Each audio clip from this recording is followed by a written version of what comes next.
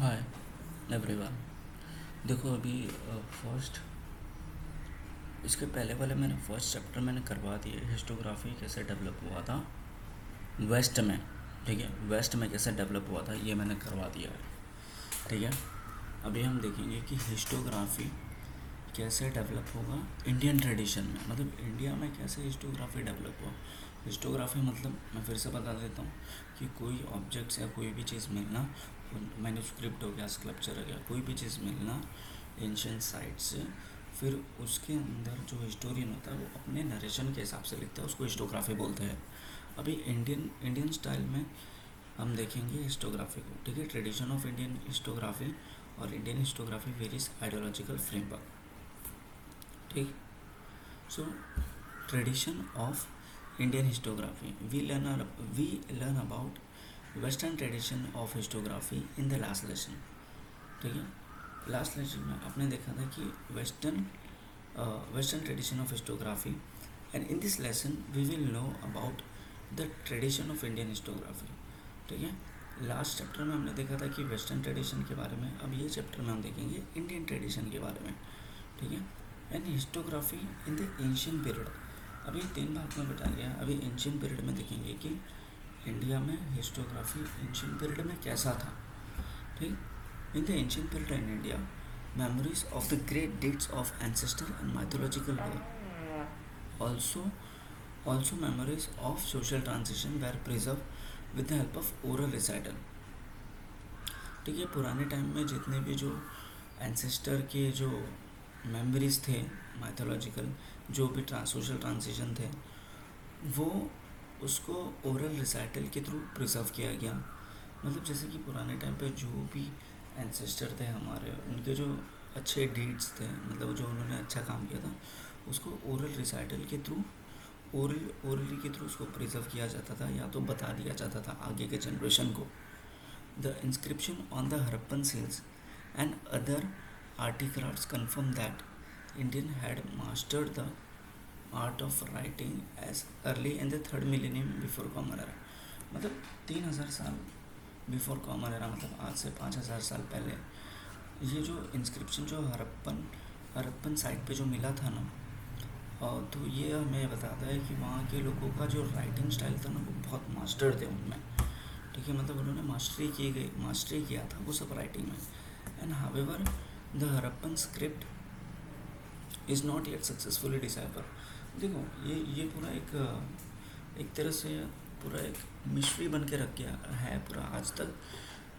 मतलब 1921 से लेके जो हरप्पन साइट जो एक्सकेवेट किया गया था, वहाँ से लेके आज तक कभी भी ये डिसाइफर हुआ ही नहीं। डिसाइफर मतलब कि कभी भी कोई समझ ही नहीं पाया कि उसमें क्या लिखा क्या है। मेसोपोटामिया में, इजिप्शियन में, ये सब जितने भी जो मैन्युस्क्रिप्ट मिले थे उसको वो ठीक होगा, क्योंकि वो कहीं ना कहीं लिंक थे। पर ये जो हरप्पन सिविलाइजेशन के जो मैन्युस्क्रिप्ट है, वो जो भी स्क्रिप्ट है, वो उनका कोई लैंग्वेज ही नहीं, लैंग्वेज से रिलेशन ही नहीं हो रहा है। इसकी वजह से वो कोई समझ ही नहीं पा रहा है। क्या अगर हम समझ गए तो हमें ये पता चल जाएगा कि हमारे जो सबसे पहले पूर्वज थे वो क्या थे, कौन थे, उनका लाइफस्टाइल क्या था, या जो भी। ठीक है, तो earliest known written document of historical nature found in India are in the form of inscription। ठीक है, जो जितने भी जो पुराने डॉक्यूमेंट जो होते हैं, तो फिर उसको हम मतलब India are in the form of inscription.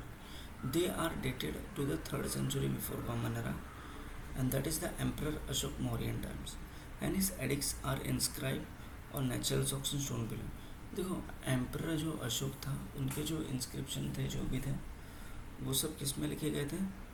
वो नेचुरल रॉक्स में लिखे गए थे, नेचुरल रॉक्स में।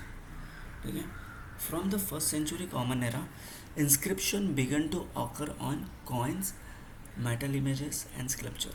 देखिए, from 1st century common era से, कॉमन एरा आपको पता है जीसस क्राइस्ट के बाद, तो फिर यहाँ पे कैसा होने लगा कि जो भी इंस्क्रिप्शन जो बनने लगे, वो कॉइन्स में बनने लगे, वो मेटल्स में बनने लगे, इमेजेस, स्कल्पचर, स्टैचूज में बनने लगे, and also occur on copper plates, and they provide important historical information.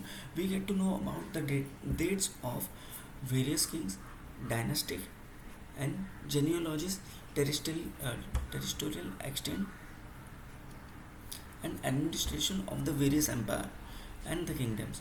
देखो ये जितने भी जो इंस्क्रिप्शन जो बनने लगे, इससे हमें क्या पता चल जाता, मतलब कि कॉइन के अंदर कुछ इंस्क्रिप्शन, कुछ लिखावट, फिर स्टैचू के अंदर, फिर कॉपर के अंदर, फिर मेटल इमेजेस। इससे पता क्या चलता था, इससे हमें ये पता चल जाता है कि वहाँ के लोगों का एडमिनिस्ट्रेशन, वहाँ पे कौन किंग था। मतलब अगर मेरे को कॉइन मिला है तो कॉइन के पीछे फ़ोटो होगा तो मुझे पता चलेगा कि वहाँ का एम्पायर ये था, वो किंगडम इस तरीके से चलाता था, और उसके पॉलिटिकल इवेंट, सोशल ऑर्गेनाइजेशन, ये सब पता है। अभी आप खुद देखो ना, आज के टाइम पे भी तो कॉइन होते हैं ना, तो कॉइन को अगर आप ध्यान से देखोगे, कॉइन का मेन मुद्दा क्या होता है, कॉइन का एक करेंसी के हिसाब से इन्फॉर्मेशन देना, और जो प्रेजेंट में जो सबसे मेन प्रॉब्लम चल रहा है वो, ठीक। The ancient Indian literature including the epics of Ramayana and Mahabharata, Puranas, Jain, Buddhist text, historical accounts by Indian author and also travelogues by foreign travelers are important source of history। देखो सबसे इम्पोर्टेंट सोर्स ऑफ हिस्ट्री क्या था पुराने ज़माने में, मतलब ancient time पे, पुराने एपिक्स जो रामायण और महाभारत है, ठीक है, और जो ट्रैवलॉग्स जो करते थे, वो जो लिखते थे, उनके जो टेक्स्ट थे वो इम्पोर्टेंट है। Writing of biographies of kings and dynastic histories mark an important step in the Indian histography. देखो जो किंग्स के जो बायोग्राफीज भी लिखते थे, ये भी एक इम्पॉर्टेंट हिस्टोग्राफी के अंदर आ गया। जैसे कि हो गया हर्ष चरित। जो हर्ष चरित है ये कभी लिखा गया था 7th सेंचुरी कॉमन एरा में। किसने लिखा था, बाना भट्टा ने। इस किंग हर्षा बायोग्राफी। और ये जो हर्ष चरित्र है, ये कौन से किंग के ऊपर लिखा गया, किंग हर्षा के ऊपर लिखा गया। It portrays a realistic picture of the social, economic, political, religion and culture life during the Kings time. मतलब जो किंग हर्षा के बारे में हर्ष चरित्र लिखा गया था 7th सेंचुरी कॉमन एरा में, उसके इकोनॉमिक और पॉलिटिकल रिलीजियस के बारे में भी वो टाइम पे क्या क्या कैसे होता था वो सब बताया गया है, ठीक है। तो ये सब जो बायोग्राफीज भी बहुत इंपॉर्टेंट है। तो एंशियंट टाइम में हमने देखा कैसे कि इंस्क्रिप्शन होता है किंग्स के ऊपर, क्या होता है या जो भी, ठीक है। अभी हम देखेंगे historiography in the medieval period, ठीक है। मेडिवल पीरियड मतलब मध्य पीरियड, मतलब जिसके अंदर मुगल एम्परर आना स्टार्ट किए थे इंडिया में। The style of writing, Rajatarangini, the history of Kashmir by Kalhana in the 12th century. अभी देखो, अभी हम जाते हैं 12th सेंचुरी कॉमन एरा, इसके अंदर राज तरिंगनी जो हिस्ट्री ऑफ कश्मीर के बुक पर लिखा गया था, is quite close to the concept of modern historiography. अभी जो राज तरिंगनी जो है ना, वो पूरा एक जो कॉन्सेप्ट है ना, वो मॉडर्न हिस्टोग्राफी के रिलेशन से मिलता है। मॉडर्न हिस्टोग्राफी हमने लास्ट चैप्टर में देखा था कि एक रेलिवेंट क्वेश्चन, रेलिवेंट आंसर, ठीक है। Kalana himself says that he wrote this text after critically examining the various source like inscription. देखो कलाना जिन्होंने लिखा हिस्ट्री ऑफ कश्मीर, इन्होंने खुद ने बोला कि मैंने बहुत समय दे के, मैंने वेरियस कॉइन्स को पढ़ के और एंशिएंट मॉन्यूमेंट्स को देख के, डायनेस्टिक रिकॉर्ड्स को देख के, लोकल ट्रेडिशन को देख के मैंने लिखा गया है ये।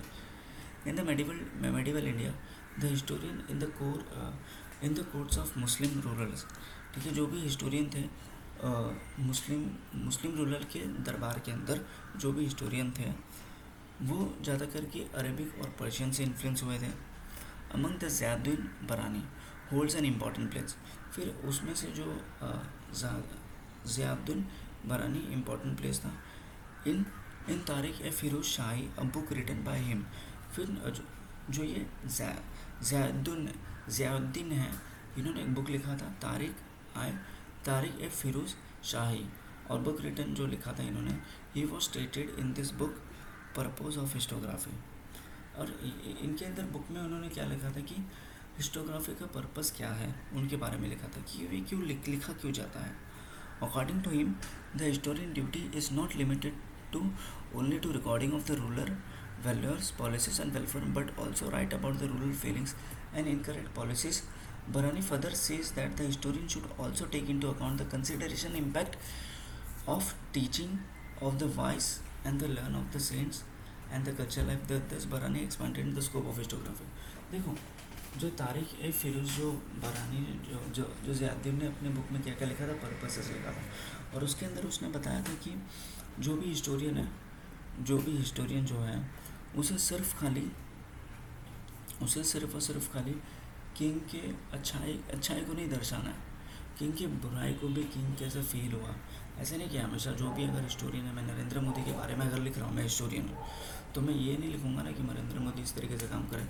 मैं ये भी तो लिखूँगा नरेंद्र मोदी की कुछ पॉलिसीज़ जो है वो फेल भी तो हो गए। जैसे कि नरेंद्र मोदी ने बताया गया था कि सबके अकाउंट में 1500 आएंगे लॉकडाउन में, पर ऐसा हुआ नहीं हुआ। ठीक है, तो ये सब भी लिखा जाएगा। तो इसके अंदर स्कोप के बारे में भी बात किया गया है। और for the historian in the Mughal courts praising the emperor and exhibition of the loyalty become more important. फिर हिस्टोरियन के लिए सबसे इम्पोर्टेंट चीज़ क्या हो गए थे मुगल के दरबार के अंदर, एम्परर को प्रेज करना और उनके लॉयल्टी को एग्जिबिट करना अपने बुक के थ्रू। ठीक है, मतलब एम्परर को पूजना और उनके लॉयल्टी को एग्जिबिट भी करना। ठीक है, the custom of adding suitable poetic quotes and beautiful pictures was also introduce. ठीक है, फिर जो एक नया दौर आया जिसके अंदर एक सुटेबल पोएटिक कोट्स भी और ब्यूटीफुल पिक्चर्स भी इंट्रोड्यूस होने लगे बुक के अंदर। ठीक है, Babur the founder of Mughal empire wrote an autobiography entitle Tuzuk i Baburi. ठीक है, बाबर जो मुगल एम्पायर था उन्होंने खुद ने ऑटोबायोग्राफी लिखा था खुद के ऊपर। It contains the description of battle fought by him. और ये तुजिक ए बाबरी के अंदर क्या लिखा था कि जितने भी जो बैटल उन्होंने लड़ा था वो उसके अंदर है, मतलब जितने भी बैटल जीते या हारे जो भी। Babur also recorded his minute observation of various region and cities travel by him including the local economic custom and the flora. तो इन्होंने सब खाली बैटल के बारे में अलग से इन्होंने जहाँ जहाँ भी ट्रैवल किए बाबर ने उन्होंने सब लिखा था कि किस तरीके से कस्टम फॉलो हो रहे हैं कोई जगह पे क्या फ्लावर्स है या जो भी कैसे प्लांट्स है या कस्टम्स। ठीक है, और Abdul Fazal Akbarnama is the very important from the viewpoint of the critical historiography and his method of collecting authentic historical document and their scrutiny is looked upon the devoid of bias and hence realistic। ठीक है, अब्दुल फैज़ल एक historian थे, इन्होंने अकबरनामा लिखा था। तो फिर अकबरनामा में इन्होंने क्या लिखा था कि मतलब इनका जो तरीका था ऑथेंटिक हिस्टोरिकल डॉक्यूमेंट कलेक्ट करने का वो जो बायस के बेसिस पर था, मतलब बायस के अगेंस्ट में था कि जो भी चीज़ बायस है उनके बारे में इन्होंने लिखा था। अभी बखर जो एक important type of historical documents of medieval times. अभी बखर जो एक इम्पॉर्टेंट टाइप ऑफ डॉक्यूमेंट है जो मेडिवल टाइम का, और इसके अंदर क्या है eulogies of the heroes and stories and historic events and battles lives of great man. अभी बखर एक हिस्टोरिकल डॉक्यूमेंट है, इसके अंदर क्या क्या है कि जितने भी जो ग्रेट पर्सन जो हीरोज़ हैं उनके स्टोरीज़ के बारे में बताया गया, उनके बैटल के बारे में बताया गया, उनकी ज़िंदगी के बारे में बताया गया। ठीक है, और फिर मराठी बखर आर ऑफ वेरियस टाइप्स। ठीक है, मराठी में भी बखर होते हैं और वेरियस टाइप्स के, जैसे कि सभासद बखर was written by Krishna ji आनंद सभासद। अभी जो सभासद बखर है ये कृष्णा जी आनंद सभासद ने लिखा गया है during the reign of Chhatrapati Rajaram Maharaj. ठीक है, मतलब जो जब छत्रपति राजाराम महाराज पावर में थे तब भी इन्होंने लिखा था। It is an important bakhar for getting information about the rule of Chhatrapati Shivaji Maharaj. ये एक सबसे इम्पॉर्टेंट बखर है, जो इम्पॉर्टेंट डॉक्यूमेंट है जो छत्रपति शिवाजी महाराज को समझने में हेल्प करती है। ठीक, तो भाऊ साहेब जी बखर, अभी जैसे कि मराठी बखर, फिर भाऊ साहेबान जी बखर, ये बखर जो है describe the battle of Panipat. अब ये बखर बैटल ऑफ पानीपत को दर्शाता है। अनदर बखर entitled the Panipat ji bakhar is also about the same event and Holkar and ji Kaifiya provides information about the Holkar and their contribution to the Maratha rule. अब ये अलग अलग टाइप के बखर जो आ रहे हैं, अलग अलग टाइप के बखर हैं। ठीक है, बखर can be divided into various types such as the biographies of kings, dynastic history, description of events, history of sects and autobiographies regarding the grievance based on mythology and state administration by king। ठीक है, तो ये जो बखर है ना, ये अलग अलग टाइप में डिवाइडेड है। जैसे कि कोई टाइप में बायोग्राफिक्स किंग के बारे में बताया गया है, फिर कुछ टाइम में हिस्ट्री ऑफ सेट के बारे में बताया गया, फिर ऑटोबायोग्राफिक्स हो गया, फिर या तो ग्रीवियंस के बारे में, या तो माइथोलॉजिस के बारे में, या तो एडमिनिस्ट्रेशन ऑफ द किंग। सो अलग अलग टाइप के बखर अलग अलग चीज़ के बारे में बताया जा रहा है ना। ठीक, अभी historiography in the modern period. ठीक, अभी historiography in the modern period हम देखेंगे। चलो,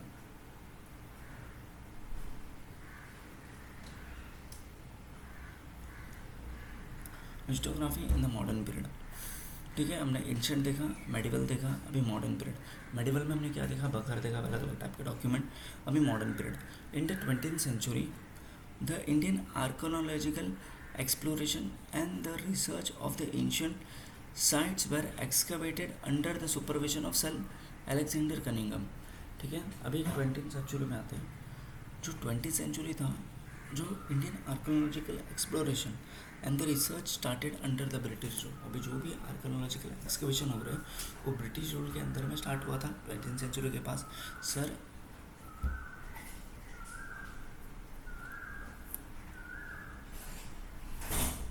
ठीक है, हम ये वीडियो को अभी यहीं पे स्टॉप करते हैं। हम नेक्स्ट वीडियो में देखेंगे क्या